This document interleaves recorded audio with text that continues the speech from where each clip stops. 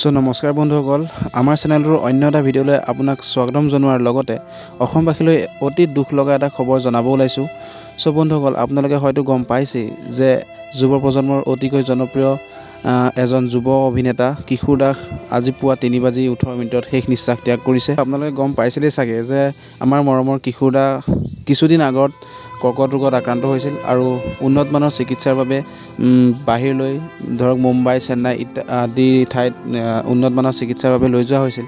তথাপি বন্ধুসকল, আজি পুৱা 3:18 তেওঁ চেন্নাইত চিকিৎসাধীন অৱস্থাত শেষ নিশ্বাস ত্যাগ কৰিলে। চ' বন্ধুসকল, কিশোৰ দাসৰ মৃত্যুৰ খবৰটো দি যতীন বৰাই তেওঁৰ ফেচবুক অফিচিয়েল পেজত এই বুলি লিখিছে, আপোনালোকে চাব পাৰে। মোৰ মৰমৰ ভাই অভিনেতা কিশোৰ দাস আৰু আমাৰ মাজত নাই।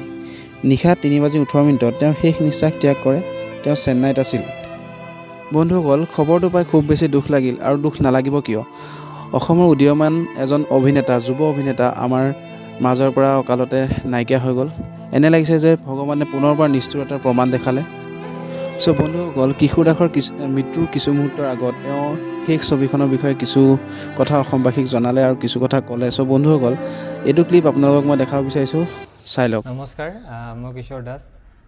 আপোনালোক সকলোৱে জানে যে মই কৰ্কট ৰোগত আক্ৰান্ত হৈ আছোঁ, আৰু মই যিহেতু চিকিৎসাৰ কাৰণে বোম্বেত আছিলোঁ। মাজতে গুৱাহাটী গৈছিলোঁ যদিও আকৌ মই বিশেষ কাৰণত বোম্বেত আহিবলগীয়া হ'ল।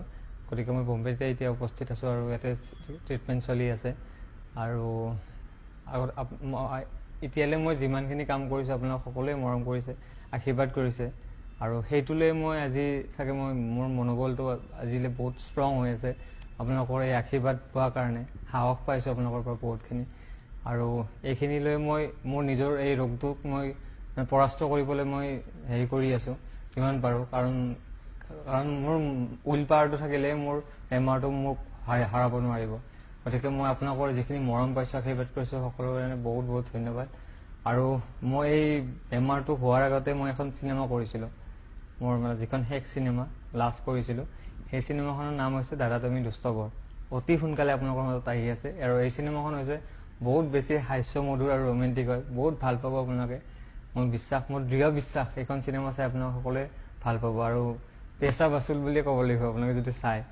গতিকে সকলোৱে চাব, মোৰ বহুত আশাবাদী চিনেমাখনক লৈ, আৰু আপোনালোকে মৰম কৰিব, আশীৰ্বাদ কৰিব, যাতে অনাগত দিনত মই আকৌ নিজৰ কৰ্মস্থানত গৈ আপোনালোকক মনোৰঞ্জন দি যাবলৈ মই সক্ষম হওঁ। ধন্যবাদ।